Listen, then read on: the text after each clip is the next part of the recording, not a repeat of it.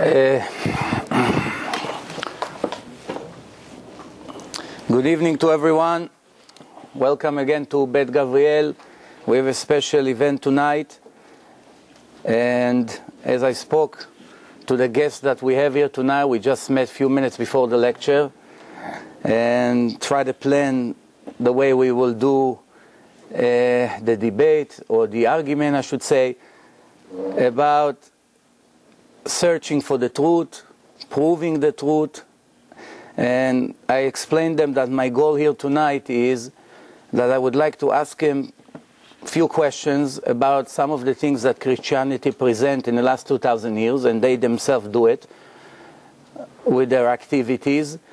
And I would like first, the guest, his name is Danny, right? Danny? Yes. Danny, I would like him to first present himself because we do not know that much about him, so we'll give him a few moments to explain who he is, and then I'll take it from there.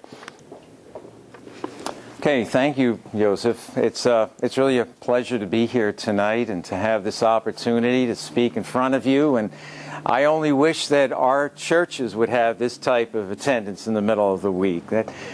That's a testimony to the fact that you all are concerned about truth. And I think that's great. And I think that's something that we can share, that we are concerned about truth. We're not just concerned about how we feel when we wake up in the morning. You know, we care about if there is a God and who this God is, and how we can know who this God is. So I just applaud you that you are concerned about these things, and that you're wanting to hear the questions and answers that we both have. I teach at a school in Midtown Manhattan called the New York School of the Bible. I'm not a pastor. But I've been a seeker after truth for many years, and that truth led me to believe in Jesus Christ. Sometimes he's called Yeshua HaMashiach, so as not to be offensive to Jewish ears.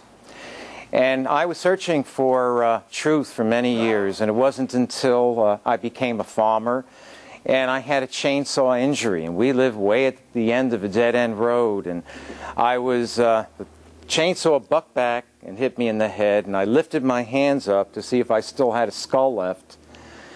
And when I lifted my hands up, I saw that my wrist was half cut off and the blood was just gushing out. Well, to leave out a lot of details, I was laying in a pool of blood, and suddenly I realized I wasn't alone. I knew, as clearly as I know that you're sitting here, I knew that God was there. And I was filled with such a love and such a joy and such a peace. I knew that what was most important for me at that point was to find out who this God is. And I was always the biggest skeptic in the world, and I always needed proof. And for me to believe that Jesus Christ died on the cross and he died for me was something I just couldn't take on faith. To me, the idea of faith was just unacceptable. My understanding of faith was either you go with faith or you go with reason. And I wasn't about to go with faith. So it took me a long time of searching before I became convinced that the one with whom I had had that encounter was in fact the Messiah. Thank you. Okay. Thank you very much. I would like to start with a short introduction before I start with the questions that I have. As some of us know, and those who don't know will find out now, we have three main religions today in the world. It's Judaism, Christianity, and Islam. The chronological order is that the Torah was given to the Jewish nation 3,318 years in Mount Sinai in front of millions of Jews that accepted the Torah from God. Christianity is approximately 2,000 years old. The story of Jesus, as our friend just mentioned to us, is 2,000 years old, and the New Testament is approximately a little bit after, close to 2,000 years old, and Islam is just less than 1,400 years old. Today in the world, after Judaism was given in public in front of millions of people, we have more than 80,000 religions and cults started after Judaism were founded. Just in United States alone, you have more than 10,000 religions in United States alone, and cults. Of course, when a normal human being is seeking for the truth, he doesn't have time in 70, 80 years that he lives here to search every cult that starts every Monday and Thursday, right? So obviously, we tonight will try to answer and to ask some of the questions that Christians prove and try to prove to Jews. I would like to debate it. But before I start, I would like to set some rules. And my friend will correct me if anything I say disagree. He has the permission to stop me right there and to correct based on his opinion and understanding at any time. But we are not interested in believing. We are interested in knowing. Comes the Torah never referred to the Jew to become a believer. Yes, it's mentioned in some places that you have to believe in God, of course. But for those of you who came to the lecture that I gave here in the past few years, I have all the sources. If anybody has questions, I will give you the sources. The Torah referred to us and it gave us an obligation to know. You should know I'm your God. You should know I'm the master, there's no other. You should know there was no one before me and there will never be one other than me. Your eyes saw that I got you out of Egypt, and many, many other examples. The way of the arguments today is only based on scientific proof. Anything that me or my friend here will not be able to prove, it's worthless. Because to tell stories, I can start telling you stories from now until I'll be 70 years old.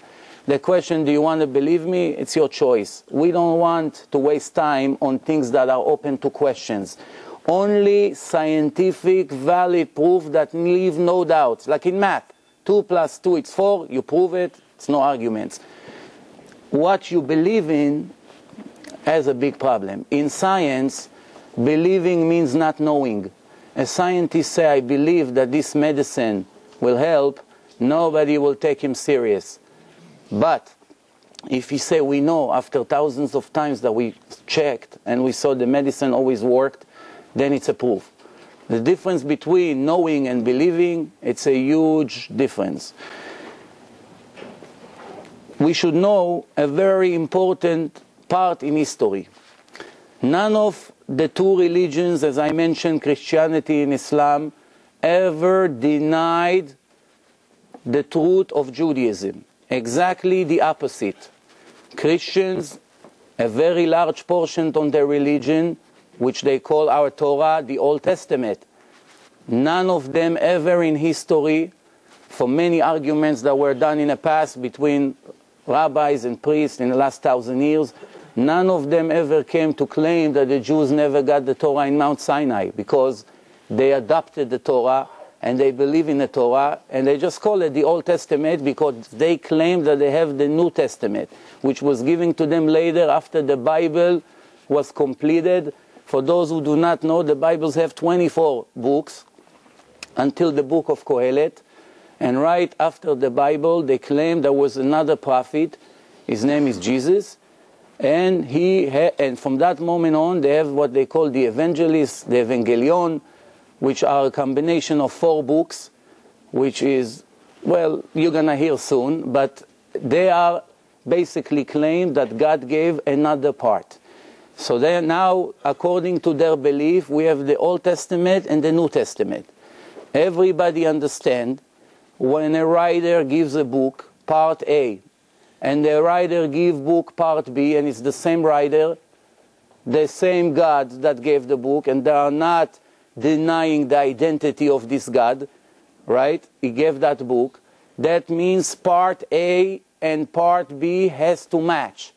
It cannot be that we will find in part B things that completely the opposite of part A, chronological order which is different, names of people that were changed for whatever reason, numbers that do not match the Old Testament, and so forth and so on, which I'm going to give some of these examples.